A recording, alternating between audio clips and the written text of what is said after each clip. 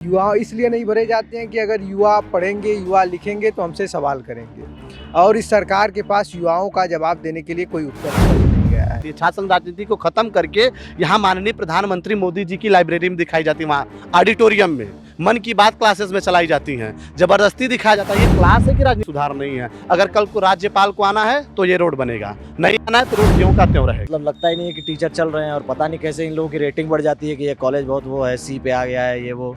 यहाँ BHU के college देखिए, ये रेटिंग पे हमेशा चलते रहते हैं। यही नौकरी दिए थी, जितने भी पेपर हो रहे हैं सारे के सारे लीक हो जा रहे हैं। हमने SSC GD के पेपर दिए थे, वो भी लीक हो गए। अभी पता नहीं क्या चल रहा है। UPP का पेपर था, वो भी लीक हो गया, पता नहीं कब होगा। अब ऐसे कैसे काम चलेगा? रोजगार के लिए युवा अब इतने परेशान हो रहे हैं, बताइए। इतने आंदोलन सर बेरोजगार ही रहेंगे, क्या ही करेंगे जब लीक होना ही है सर, क्योंकि सरकार इसके ऊपर ध्यान नहीं दे रही है। तो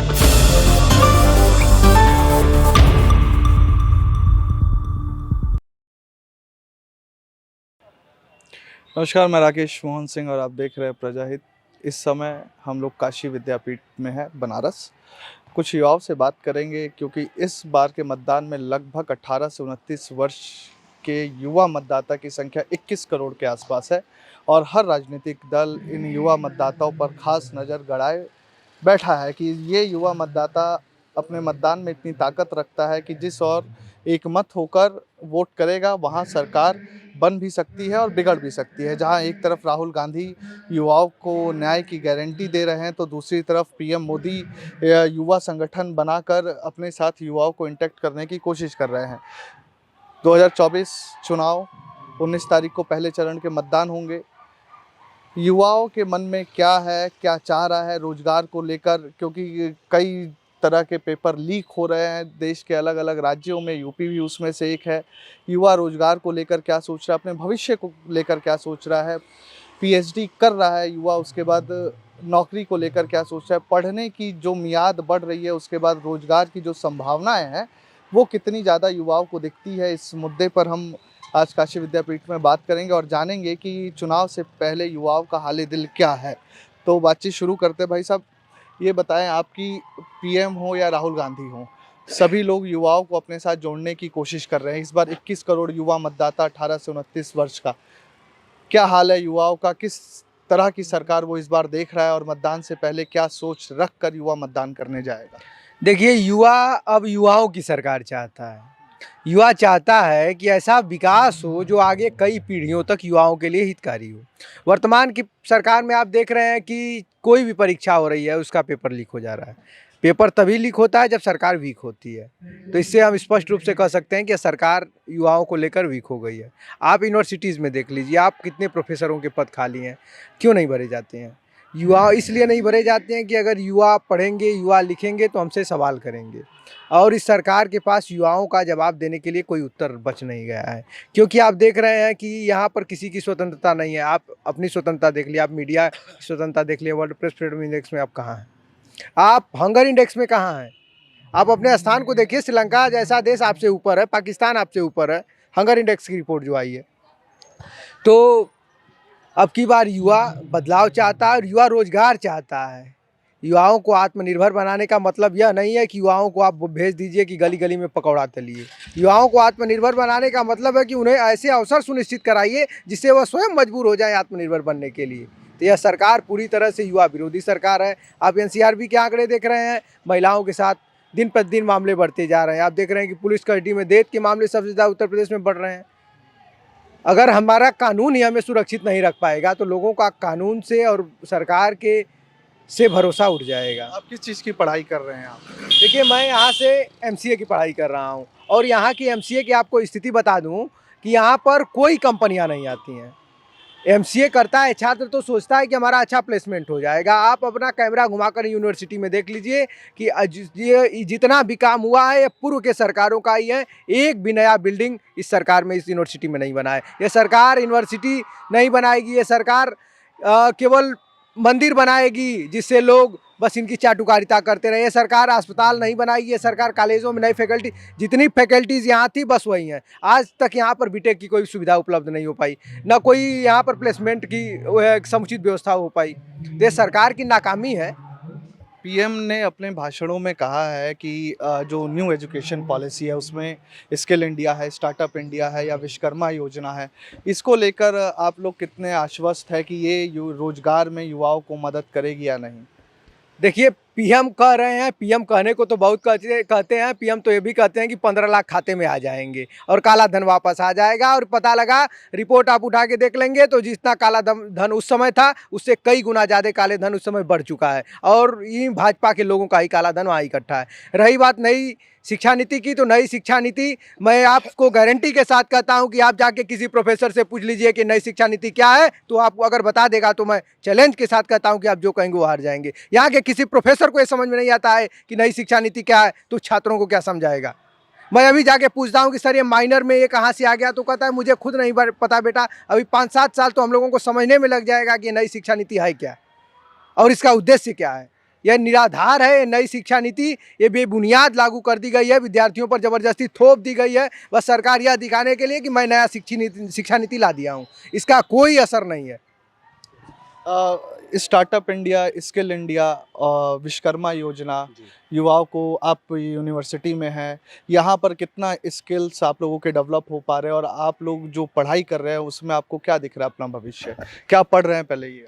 जी, मेरा नाम विश्वास कुमार पांडे है और मैं वर्तमान में यहाँ जो है कि PG diploma in counselling and psychotherapy कर रहा हूँ। और जैसा आपने ये स्किल के विषय में चर्चा किया, मुझे तो नथिंग, ये केवल बात कहने की है और ये हवाई बातें चल रही हैं, ठीक है।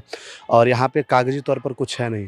जैसा हमारे ज्येष्ठ भ्राता सिंह भैया ने बताया कि न्यू एजुकेशन पॉलिसी सच्चाई है। न्यू एजुकेशन पॉलिसी क्या है, पहले इसे लागू करने से पहले मैं चाहता हूँ कि हर प्रोफेसर्स, हर टीचर्स और हर स्टूडेंट्स को उसके विषय में अवेयर कराना। ये न्यू एजुकेशन पॉलिसी है क्या, इससे हमारे बेनिफिट्स क्या हैं, इससे हमारे एडवांटेज और डिसएडवांटेज क्या है। इन जब विषयों में हम अवेयर होंगे तभी जाकर के हम न्यू एजुकेशन पॉलिसी को समझ पाएंगे। सारे बच्चों को बस पता है न्यू एजुकेशन पॉलिसी लागू कर दिए, बट वास्तव में ये है क्या चीज़, इससे हमारे बेनिफिट्स क्या हैं, ये किसी को कुछ नहीं पता। जैसे भैया ने बताया, ये सच्चाई है। किसी प्रोफेसर से या किसी को कुछ ये पता नहीं कि न्यू एजुकेशन पॉलिसी है क्या। आपका कॉलेज नेक ए है या बी है? अगर ये है। देखा जाए तो ये सी है, लेकिन जिस हिसाब से आप बता रहे हैं तो हाँ। सी के हिसाब से भी स्किल्स पूरे नहीं नजर आ रहे हैं। नहीं, पूरे नहीं तो आ रहे। सी मिल कैसे जा रहा है? मिल जा रहा है। मैं आपको बताऊं, ये अगर सच्चाई बताऊं तो आप इसे दिखाइएगा जरूर मीडिया में।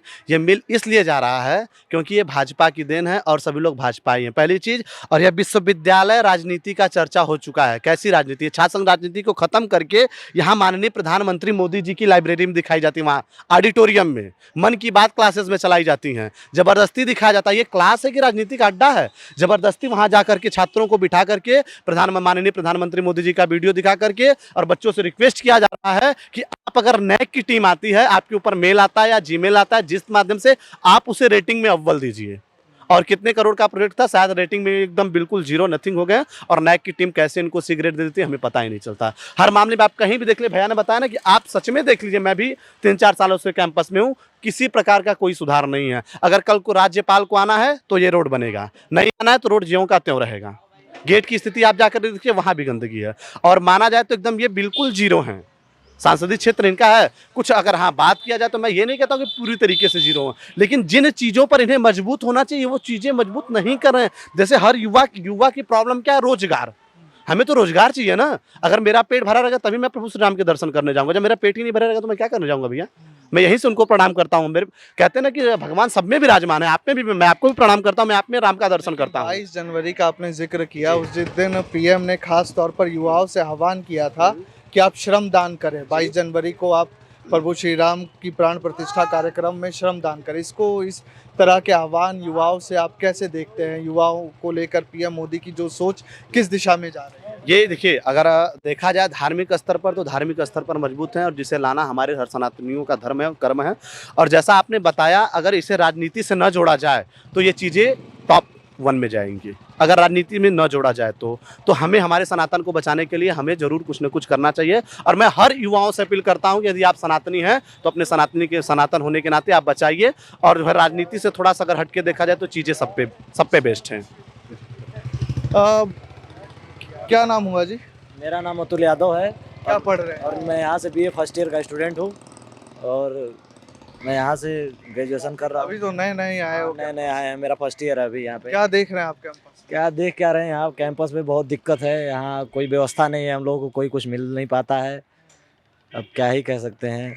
क्या सोच के आए थे कैंपस में कि जाएंगे तो वो चाहे सामाजिक परिवेश में हो या मानसिक तौर पर हो? हाँ, क्या यहाँ पर हम लोग बहुत कुछ सपने लेकर आए थे कि यहाँ पढ़ाई करेंगे अच्छे से। यहाँ क्लासेस भी नहीं सही चलती हैं, एक एक चलती हैं, दो दो चलती हैं। वहाँ छात्र आते ही नहीं है कितने। यहाँ क्लास में एकदम मतलब लगता ही नहीं है कि टीचर चल रहे हैं, और पता नहीं कैसे इन लोगों की रेटिंग बढ़ जाती है कि ये कॉलेज बहुत वो है, सी पे आ गया है, ये वो। यहाँ बीएचयू के कॉलेज देखिए, ये रेटिंग पे हमेशा चलते रहते हैं। यही हालत रही तो देखिए आगे क्या क्या दोनों होता है। जगह का हाल एक ही जैसा है कि बीएचयू को आप ज्यादा बेहतर?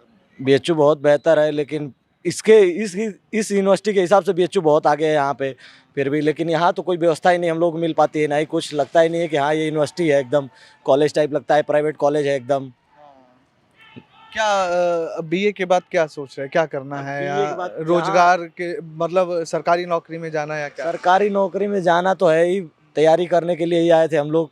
लेकिन अब क्या बताएं, यहाँ ग्रेजुएशन बस कर लें, उसके बाद यहाँ से जाएंगे। अब क्या करेंगे, यहाँ कोई मतलब नहीं है यहाँ करने का। जब पढ़ाई नहीं हो पाएगी हम लोग की अच्छे से तो क्या यहाँ करेंगे। नौकरी का विकल्प दिख रहा है। सरकार ने अभी एक आंकड़ा जारी किया है कि हमने लगभग 10 साल के कार्यकाल में 9 लाख सरकारी नौकरी दी है। कुछ नहीं नौकरी दिए थे, जितने भी पेपर हो रहे हैं सारे के सारे लीक हो जा रहे हैं। हमने एसएससी जीडी के पेपर दिए थे, वो भी लीक हो गए। अभी पता नहीं क्या चल रहा है। यूपीपी का पेपर था, वो भी लीक हो गया, पता नहीं कब होगा।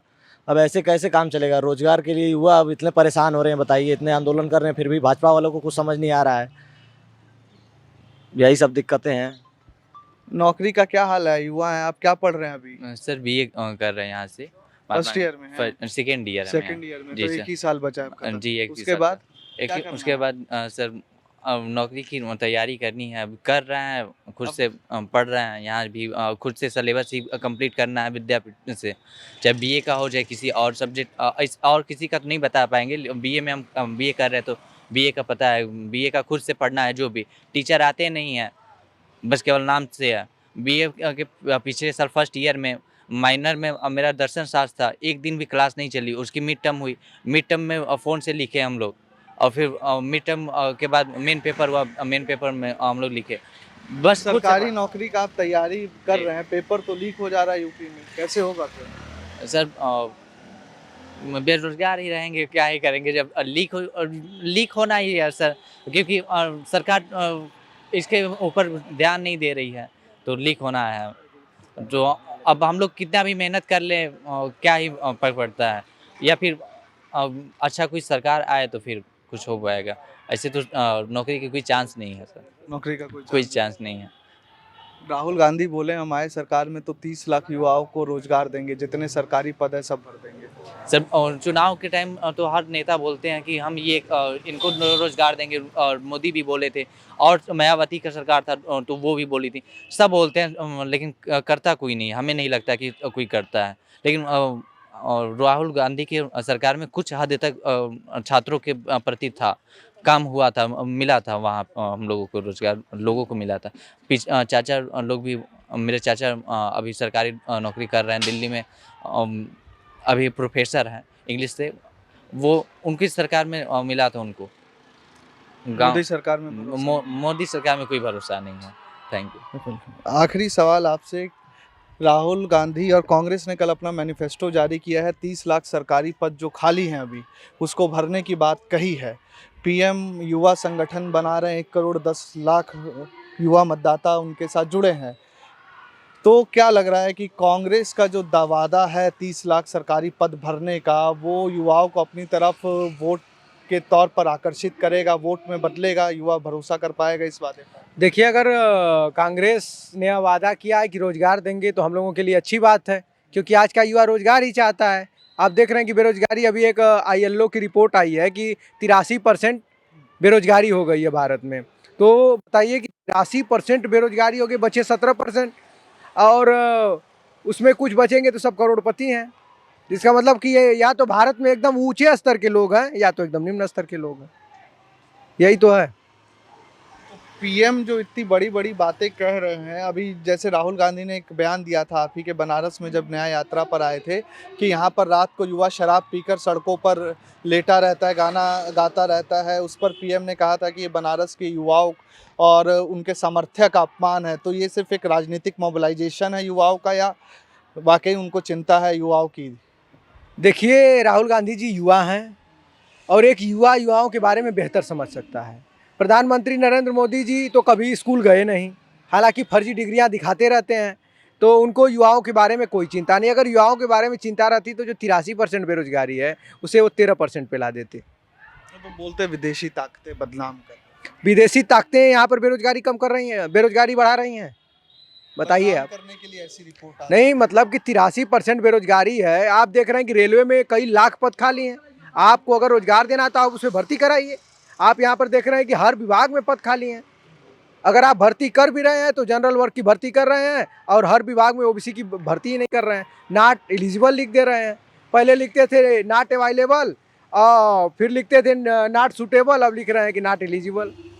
तब क्या बताइए। ओबीसी की बात की आखिरी प्रश्न मैं आपसे लेना चाहूँगा। जातिगत आरक्षण युवाओं को समझ में आ रहा है? जातिगत आरक्षण होना चाहिए, ठीक है? हाँ, ये तो ठीक ही है, होना ही चाहिए। कांग्रेस ने आज भी बोला है हम जातिगत आरक्षण हाँ, एकदम होना चाहिए, कराना चाहिए, युवाओं के लिए बहुत सही रहेगा। यहाँ पे पता चल पाएगा हमारे कितनी हाँ, बेरोजगारी कितने है। बेरोजगारी है बहुत, और नहीं तो क्या, यहाँ अगर होगा तभी तो पता चलेगा कितने बेरोजगार युवा इसमें घूम रहे हैं, कितने बैठे हैं। बताइए, इतने लोग बाहर से घर पे, इतनी कितने लोग तो अपनी ज़मीनें यहाँ हर एक चीज़ें मतलब लगा लगा के पैसा लेके, उधार लेके और लड़कों को भेज रहे हैं तैयारी कराने के लिए। बताइए, युवा रोजगार यहाँ तैयारी कर रहा है, पढ़ रहा है, और नौकरी ना दी जाए तो कैसे उनका घर चलेगा, कैसे क्या होगा। धन्यवाद बातचीत करने के लिए। तो ये दर्शकों, हमने कुछ छात्रों से बात करने की कोशिश की और जाना उनसे कि उनका दिल हाल क्या है। तो कमोबेश छात्रों के मन में यही है कि सरकार किसी की भी आए उनके लिए बेहतर रोजगार की व्यवस्था की जाए और बेहतर रोजगार से उनका जीवन, उनका पारिवारिक जीवन, सामाजिक जीवन, आर्थिक जीवन तीनों ही बेहतर होगा। तो ये कुल मिलाकर युवाओं की पहली मांग है। पेपर लीक होना अपने आप में एक मुद्दा है, यूनिवर्सिटीज़ में स्किल्स की कमी है और स्किल डेवलपमेंट नहीं हो पा रहा है, ये भी एक मांग है युवाओं की। तो अब देखते हैं कि पीएम जो युवाओं को अपने साथ जोड़ने की बात करते हैं वो कितना युवाओं को इस बार अपने साथ इंटैक्ट कर पाते हैं। और हालांकि 21 करोड़ की युवा आबादी है मतदाताओं की और वो वोट करेंगे, और इस बार युवा किसके साथ जाएंगे ये देखने वाली बात है। मैं राकेश मोहन सिंह प्रजाहित के लिए काशी विद्यापीठ से, धन्यवाद।